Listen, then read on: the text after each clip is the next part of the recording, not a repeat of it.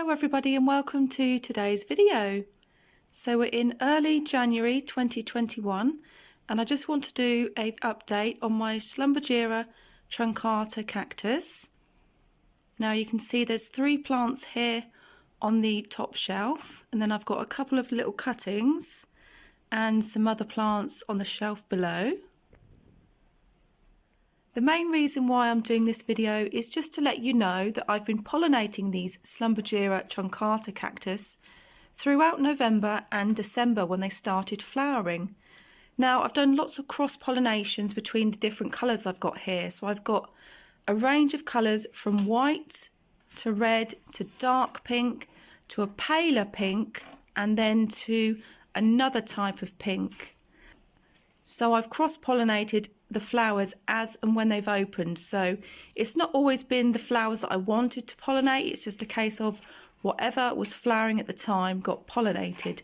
And I did record it all down on paper so I know which colours I'd done with which and which pollen came from which flower. So there's one of the cuttings I've took from a main plant there.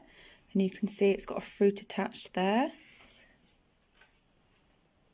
And then here in the white and blue pot is another one there, and it's got 3 pink fruits there maturing. So in 2019 those were pollinated flowers and the fruits are still on there and they will be ready soon, but they can take a year or more to ripen.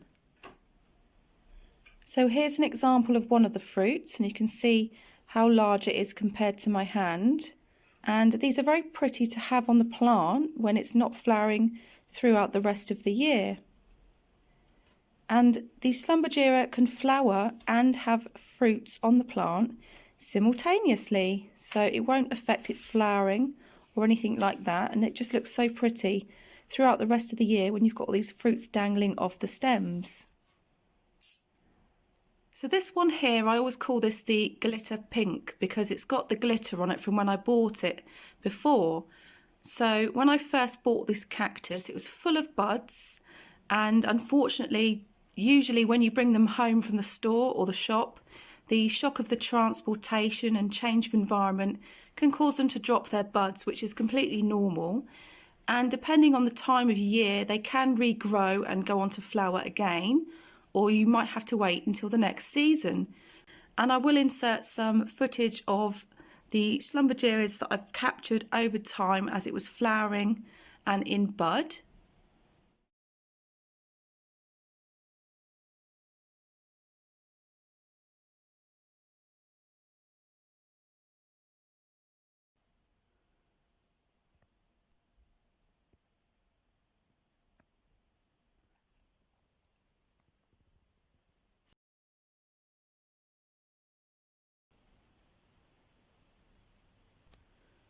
So this one here is yet to open up, but these two are certainly opening up now, and there's one just at the back there that's open.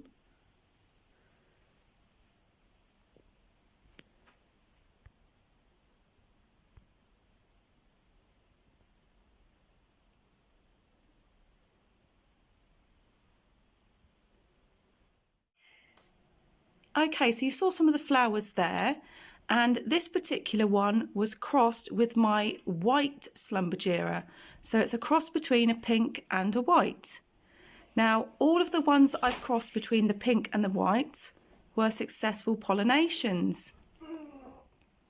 So here's a close-up of the fruit as it's developing now. It's still got a green tinge to it, but as time goes on, it will develop into perhaps a more pinker colour. Depending on the type of flower colour it is, will depend on the colour of the fruit that you end up with. So this one's quite a weird shape. It's quite an egg-like shape as it's developing, as opposed to a more triangular shape, which I tend to see on my white flowering Schlumbergera. So I've got 3 fruits on here and they're developing well. So there's 2 there and the other one just here. And then if we go to this flower, you can see how much that shriveled back there. So that's not been a successful pollination. And this flower has got a mark of 3 lines on the leaf, so I know that this one was crossed with my dark pink flower. Now I've noticed as I've been pollinating, if you have flowers that are very similar in colour, the pollination isn't always as successful. So I have read up online about this and done some research, and I have read somewhere on different places that it helps if you have rather different coloured flowers to begin with. So this Schlumbergera at the back was the one that I used for this flower here, and it hasn't been successful. It could have just been a pure coincidence, it just didn't work, but I have had other flowers on the other plants that didn't work either. So I'm coming to realise that it does help if you use flowers that are quite different colours to each other, and you're more likely to get them pollinated. So this is a very old Schlumbergera, and I've got the mother plant upstairs, and these are some extra stems I took from the plant when I purchased it for security reasons in case something happened to the other plant, because it's a very old one and I wanted to make sure I had other plants that I could have on standby.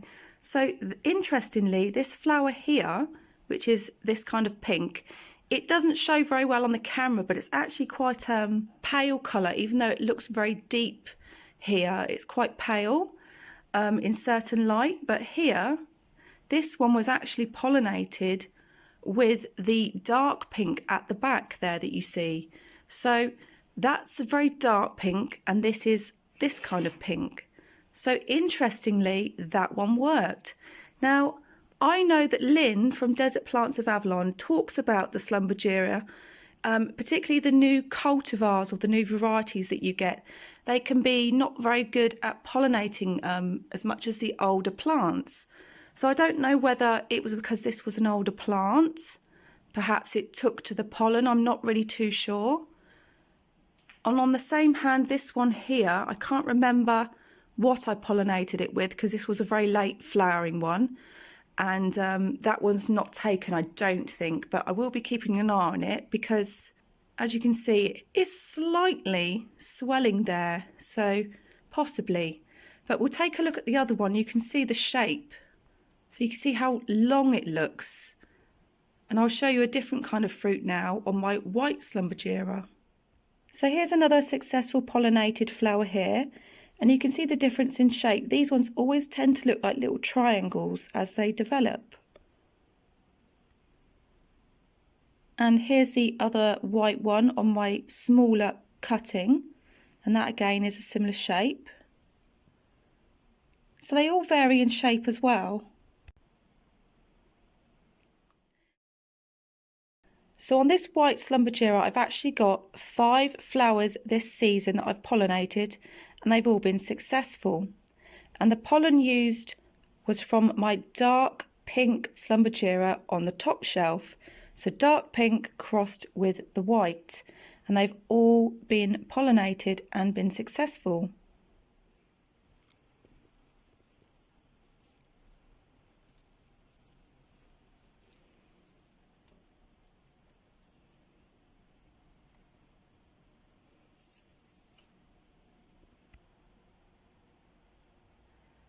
So this is the dark pink one then, and we'll zoom in and take a look at some of the fruits.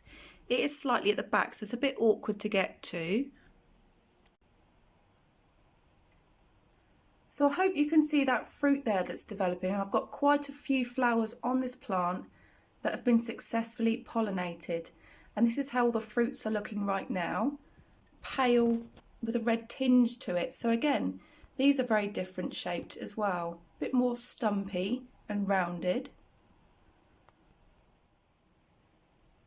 So there's another 2 fruits there. Another one there.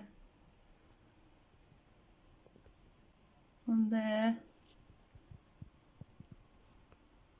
Another one here. And there's one there hiding behind the back.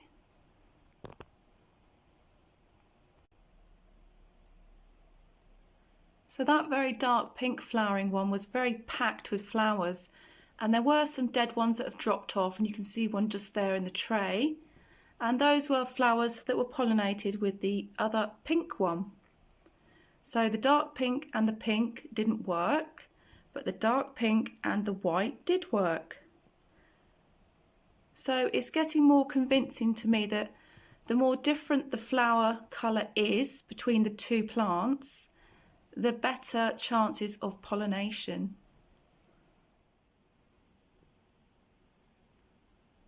And also I'll just add some information about the flowers. When they do open, apparently they're meant to be fertile from the moment they open to when they close. So that pollen is said to be quite fertile from the moment the flower opens to when it wilts.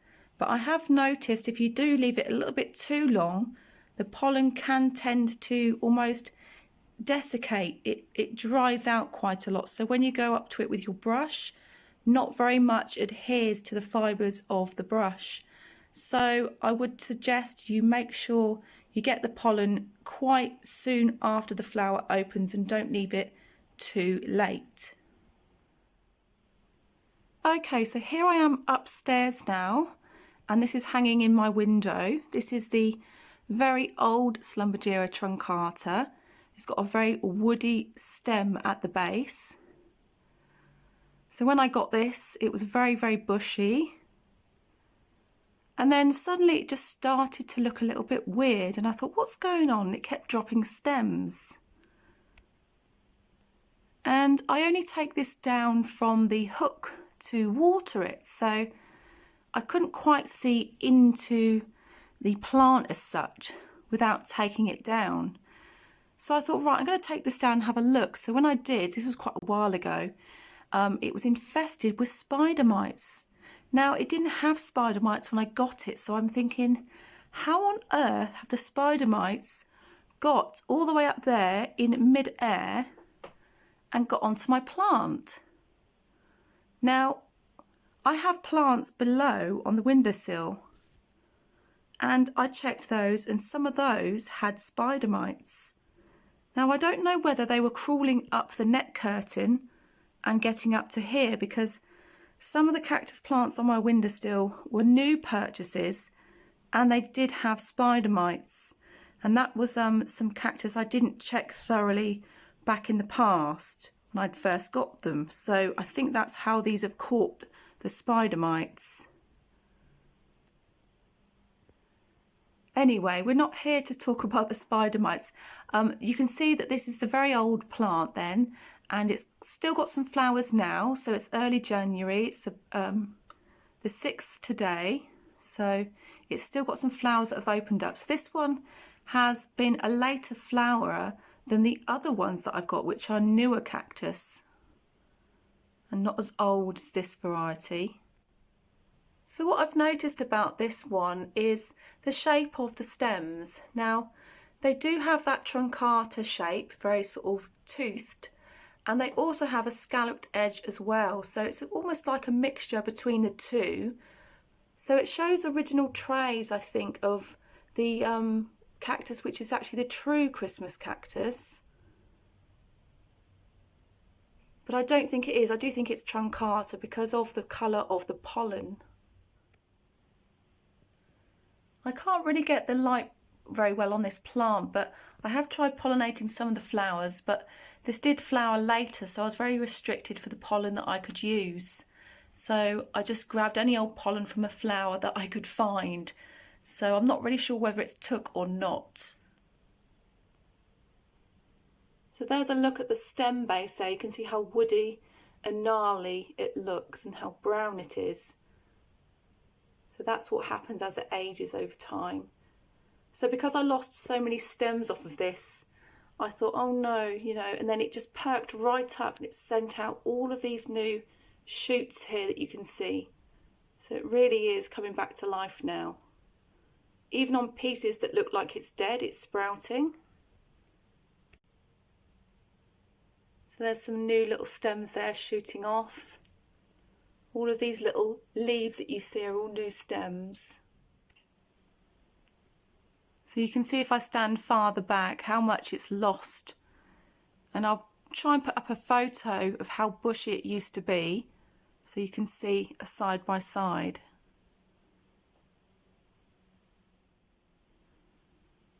So back downstairs again then. So we're going to round it up here, and I shall do future updates just to show you any colour changes in these fruits and how they differ to the pink fruits that I've already got maturing on my white Schlumbergera.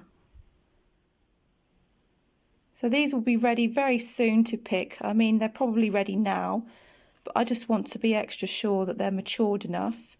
So you can leave them to the point where they will just drop off of their own accord. But if you just test them and give them a squeeze, and you can see a slight black tinge going through that fruit there, which is a sign there are seeds in there. So, okay then, so thank you for watching my video, and a happy new year to all my subscribers and viewers. And if you're not subscribed to my channel already, do consider subscribing for more videos. Thank you for watching then. Bye.